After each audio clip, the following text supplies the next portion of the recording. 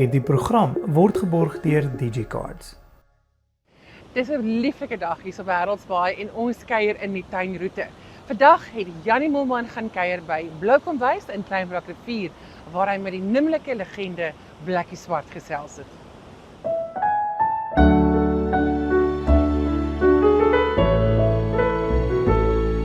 Mooi land, mooi mense, skeppers van lig, met alles wat mooi is. Ja, welkom hier by Hartland se Alles wat mooi is. Ek gesels hier so met Blakkie Swart vandag. Blacks, Jesus, ons kom al 'n lang pad saam hè. Dis reg, Janie, baie dankie vir die voorreg om hier te gesels. Ek is baie opgewonde. Dis ons amper sê ek pilotprogram wat nou die eerste opname. Dit is die pilot se program. Ja, so Hy was nou net hier buite gestop. Nee, kamikaze pilot. Nee, nie, reg? kamikaze pilot. Blacks, weet ek en jy het nou al so deur ons lewens nou al baie interviews gedoen en mense begin altyd by hoorie so nou, waar het jy groot geword het? Nou so ons gaan beslis aan die begin vandag by waar het jy groot geword het. Ek dink almal weet waar jy groot geword het. Maar wat ek wel wil weet en wat ek wel vir die kykers wil sê, mense ken jou. Nee, die gewone ou daar buite ken jou vir Liewe Lulu. Want Liewe Lulu en Pers Kombers is die twee goeders wat massive gegaan het en groot gegaan het. Maar ons het binne in die industrie is. Ons ken jou vir iets heeltemal anders. Ons weet wat se deurwinterde en gesoute musikant jy is. En wat se ongelooflike en ek bedoel ongelooflike gitaarspeler jy is. Jy is een van die top gitaarspelers in die land. En maar ek dink die mense besef dit altyd nie. Mense wat jou shows kom kyk na jou en hulle sê ja, wow, dis ongelooflik. Maar hulle besef nie wat se deurwinterde musikant jy regtig is nie. Nou wat ek wil weet by jou is, ek weet dat dit baie goed gebring het, iets soos Liewe Lulu en iets soos Pers Kombers, en dit het jou daar buite gekry het en dit vir jou 'n loopbaan amper geskep het, dink ek in terme van bekendheid en so aan, maar het dit enigstens andersins 'n invloed op jou lewe gehad in terme van dit wat jou hart is en dit wie jy is? Die treffers. Ja, die treffers. Ja. dit was bietjie afleiding weg van waar my missie en my fokus eintlik was, want ek wou nooit regtig, ek is nie veel gepla om kommersieel nie, ek is net ek is 'n musikus en ek wil my baie graag uitleef in dit my lewe lang. Dankie baie vir die kompliment. Ek dink jy ek is die beste in my straat nie, maar dankie in elk geval. Ja, maar daar 70 gitare in die straat was. Nee. Maar so dit was baie goed vir my in terme van 'n musiekloopbaan. Dit het my baie sustain deur al die jare en daarom vir my ander platforms ook geskep waar ek wel my gitaar kon tentoonstel wat ek miskien nooit kon doen nie. Ja, so ek is nie ondankbaar vir die kommersiële sukses nie.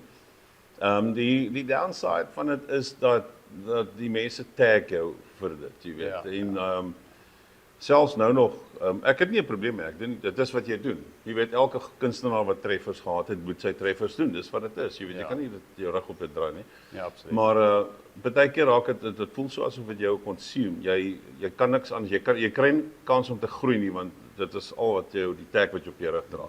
Dis nog nie 'n ding om oor te vroeg nie en ek woer glad nie, want ek is werklik dankbaar vir die treffers. Dit het baie beteken vir my musiekloopbaan. As sanger, ek is nooit regtig 'n sanger gewees nie. Toe dit nood is, toe skryf ek liedjies. Toe kom daar treffers uit. Toe besef ek maar jy sal moet sing, papi. Die B-woord. Jy moet sing. Jy moet sing. So dit het my ook gemotiveer om my sangloopbaan uit te brei. En ek het myself nooit gesien as 'n sanger nie. En ek kan nie eintlik, daar's nie genoeg negativiteit om dit 'n onderwerp van bespreking te maak. Dit was eintlik alles positief aan die einde van die dag. Maar ek was gesels 'n bietjie met oor daai ander deel van jou loopbaan wat half nie weggesteek is, maar half minder bekend is. Jy het saam met ongelooflike groot kunstenaars getoer en die wêreld vol getoer. Vertel ons 'n bietjie van daai tipe van goedes wat jy gedoen het. Ja, dit is want kyk, dit was voor die treffers, die Afrikaanse treffers. En Afrikaans was my keuse. In 1997 het ek 'n keuse gehad. Ek het eintlik 'n sakkie vol geld gekry om 'n opname te maak. En dit is presies hoe dit gebeur het. Ja. En dit was my keuse wat ek daarmee wil doen. En toe gaan skryf ek die liedjies vir die album Daar's Lewe na 5.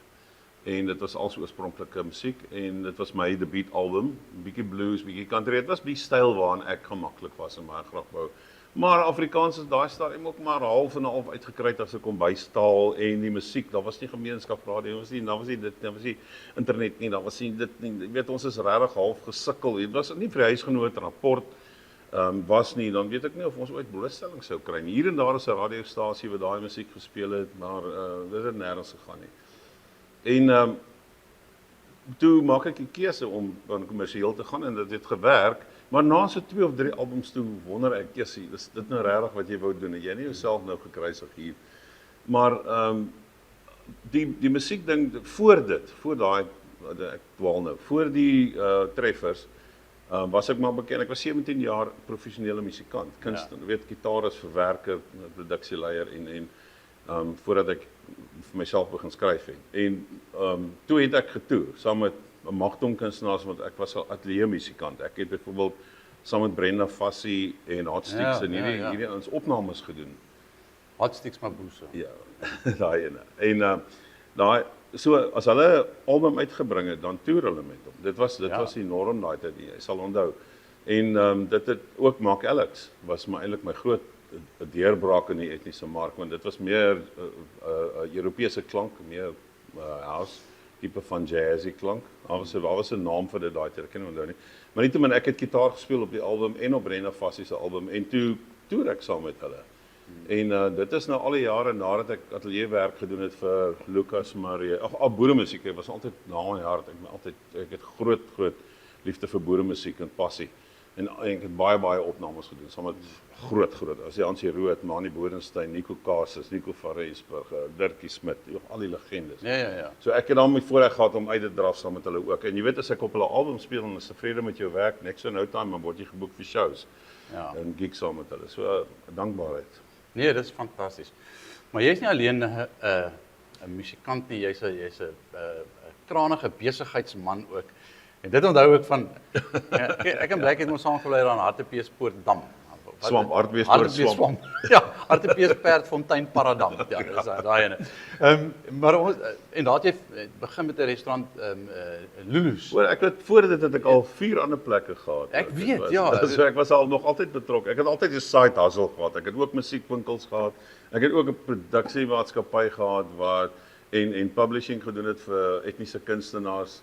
En die naam was Newsa, as in New South Africa. Ja, well thought out. Maar en kyk, hier vandag sit ons hierso in Blou Kombuis. Blou Kombuis. Ek is bly jy sê nie is die Blou Kombuis, dis net Blou Kombuis. Maar ja, dis vreeslik baie blou hier nie behalwe die mentjies se skilderye. Ja, maar dit is so mooi. I mean, dis kyk is 'n baie foto's van daai kunstenaars op baie. Dis almal legendes wat hier so. Ja, hierdie is die begin van 'n helde akker wat ek wou die hele plek gekleed het met foto's van my Afrikaner heroes. Ja. En ek het net nog geld dit opgeraak. Ek moet vir julle sê nee, kyk, hy doen hierdie restaurant self. Hy het hom gevat van 'n totaal al leer karkas. Hy het die kroeg ingebou, die restaurant ingebou, die kombuis ingebou, hy het alles self gedoen. En ek weet dit, want jy het Lulu's presies dieselfde gedoen. Dan gaan kuier ek daar by hom, sit hy bo op die dak besig met hamer te slaan. Maar Blacks, dit is ja, ons ek het daarom hulp gehad. Jy het daarom hulp gehad. Minkie. Ja, Minkie het ja. Sy is handig met 'n toolbox. Nee, verseker, nee, dit is so nie. Minkie het nogal baie gehelp. Hoorie sê vir my, ons is nou almal nuwe inkommers hierso op die suidkus van Afrika. En kom, daar sy woord weer. Ja, nee, kyk. Ek kom van Oudtshoorn af, so ek beskou myself as 'n oorkommer. Oorkommer. Ek kom van Natal, so ek is definitief 'n inkommer. Maar my registrasienommer het ten minste nou verander. Ek is nou CBS. Well, so, ja, absoluut. Nou ja, Blacks, ek het nou lekker gesels met jou.